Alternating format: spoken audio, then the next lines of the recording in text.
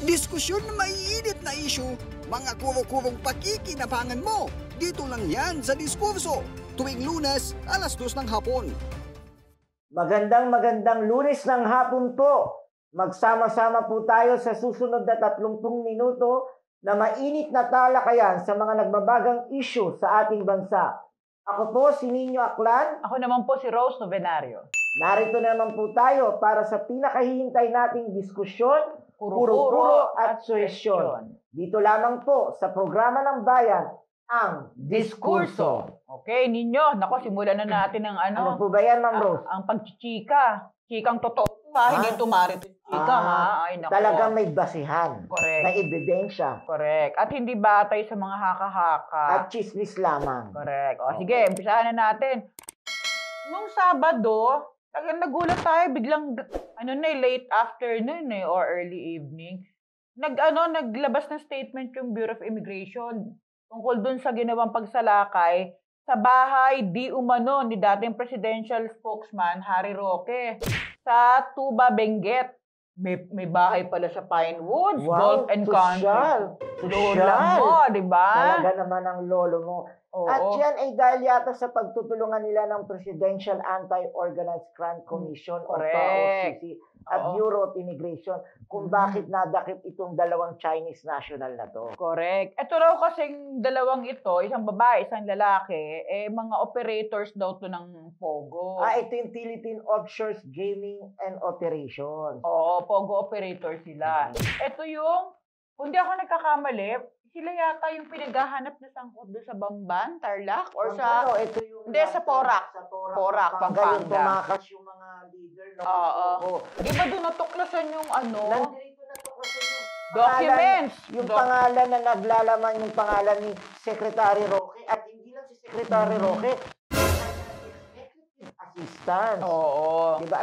Si AR something? Ano ang pangalan ni AR de la Serna. Etong taong to'y napakaswerte at napakapalad.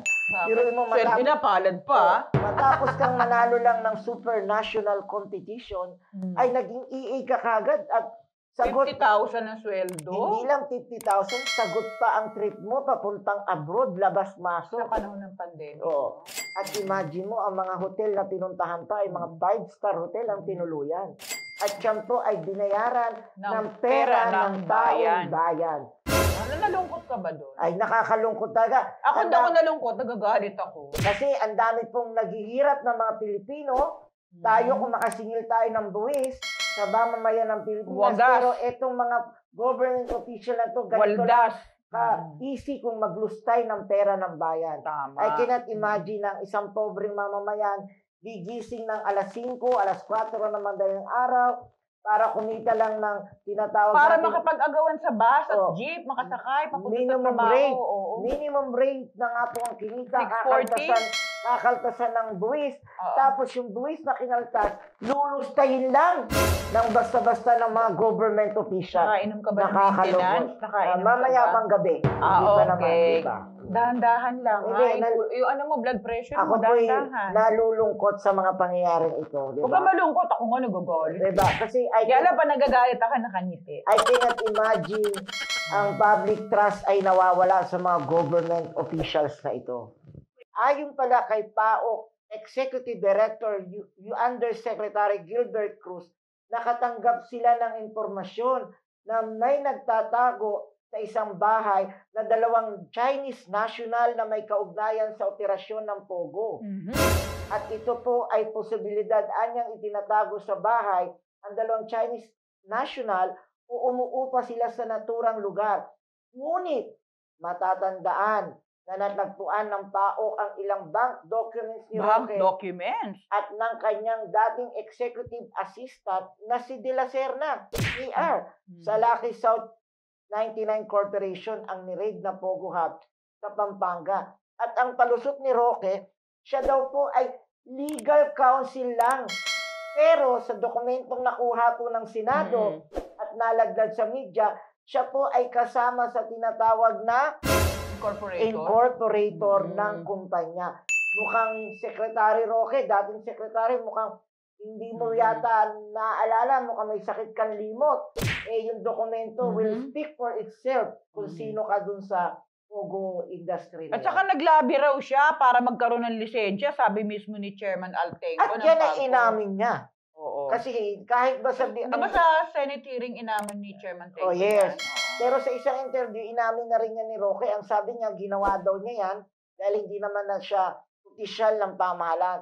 Oo, nandoon na po tayo, ginawa niya yan. Pero bago pa pala nangyari yun, meron nga pala kayo talagang kaugnayan dito sa Pogo na So, to. ibig sabihin, Malacanang official pa siya, may kaugnayan na siya dyan. Malamang sa malamang. Kasi, pero mo, sabi nga, natatandaan mo, may whistleblower no na sinasabing may opisyal ng gobyerno na talagang protektor ng mga Pogo. Siya pala yun?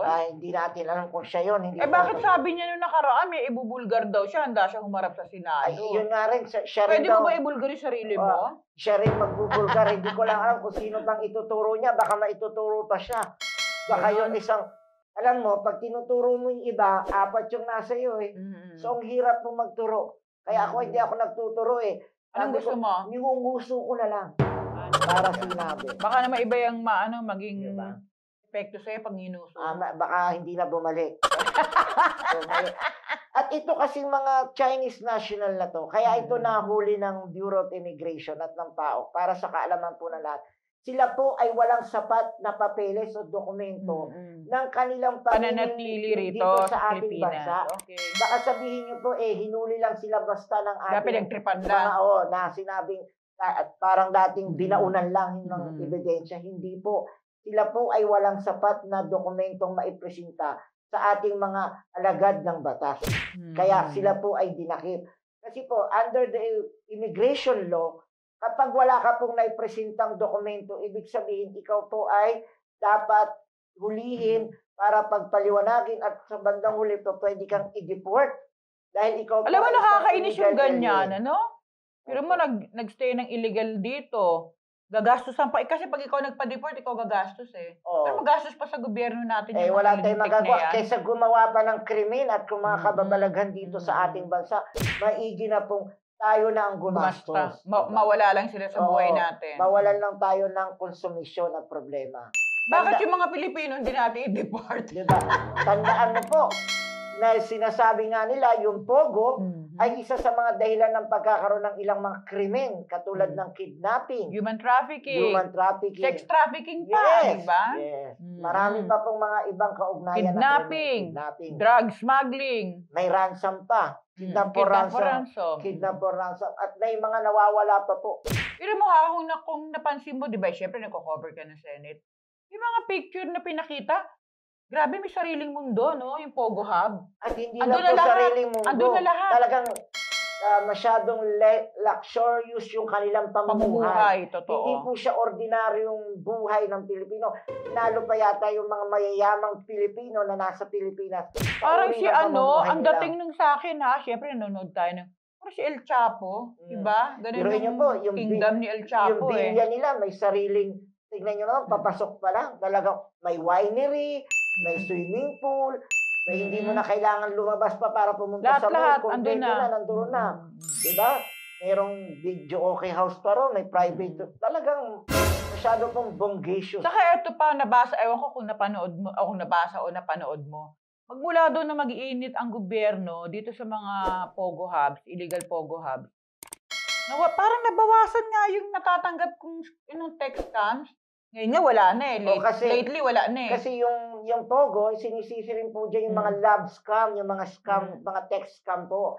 Kasi, kaya kagandahan rin po na diniklara ng Pangulong Ferdinand Marcos sa kanyang last SONA, yung pagbaban. Last SONA talaga? Hindi. Yung huli niyang, yung pinakahuli niyang SONA na ginanap. Okay. Parang may naaamoy ka at parang kaya kinurek kita agad kasi baka biglang may ibang kahulugan yung sinabi mo. So, yun po, yung pinakahuling SONA po, hindi naman sinabing last nakahuling SONA na po ng Pangulo. Third SONA po. Third po yun, yung pinakahuli. Doon, syempre yun din po matagal ng panawagan ng ilang mambabatas. Pero alam mo, to be fair naman with Pogo, no? Ako katulad kayong mag-asawa, nag-uusap. nung kasagsagan ng pandemya, malaki rin ang tulong nito kasi ito'y nagbigay ng nagbukas ng kabuhayan para sa mga mamamayang Pilipino. Pero dito rin po sa tuloy sa Pogo, yan, kasi Aray, ano ba yung sinasabi? Oo nga. Dahil dito rin po sa Pogo, Okay. ay tumaas ako. Hindi ako nagpupunta Lagot ka ron. sa asawa mo. Hindi ako On nagpupunta air ron. ka, ha? Dito po sa Dahan-dahan ka. Pogo ay dito rin po tumaas ang presyo ng mga real estate po natin. Lalo bang mahirap na rin po ngayong abutin at kayanin ng ibang mamamayan. Ay, ngayon bagsak, wala ng Pogo, Oo, di wala bagsak na. presyo yan. Babagsak na yan. Okay. Kasi biruin mo, yung isang unit na dating pinaupahang 25,000 lang, dahil sa Pogo, nagiging 50,000. O ngayon, balik ka sa KG ka na lang. Oh, balik ka, tatawaran ka pa. Kaya ganun po ang ating, ganyan naging resulta po nitong Pogo na to. O, pero kita mo, ha? Pero may mga pangalan, Lucky South 99. Yan yung legal counsel daw si Roque dyan. Na umupa ng lupain sa whirlwind. Win, o diba? Parang, ano yung whirlwind romance? Oo. Ni ano? Eh baka mas ganda yung romansa noon. Ah, At maganda ang okay. pag-iibigan. Nino? Ng mga nasa likod. Kaya nga nasabi ko tuloy kanina yung ano eh. Oo nga, ikaw akala mo may sogo na sa loob ng Pogo. Oo, akala ko. Oh, hindi naman po. Kaya nasabi ko nung una, mga... Alam mo alam niyo si Nino, yung mga nadudulas-dulas siya, may bahid ng katotohanan yun. Hindi po. Alam niyo eh, kaibigan ko po yung may-ari niyan. Nako. Alam ba yung may-ari? Kaya pala may discount ka. Hindi, yung may-ari niyan ay Mhm. isa sa mga executive assistants dati ni ni Pangulong Marcos. Hindi ko alam kung hanggang ngayon nandoon pa siya. Mhm. Si AR. AR din ang pangalan nun. Talaga? Oo, Pero ang hindi kanyang naman De La palayo. Serna apelido. Hindi De La Serna. Iba po ang apelido. Okay. Negosyanteng legal po yung mga taong yun. Okay. Diskusyon na maiinit na issue, mga kuro-kurong pakikinabangan mo. Dito lang yan sa Diskurso, tuwing Lunes, 2:00 ng hapon.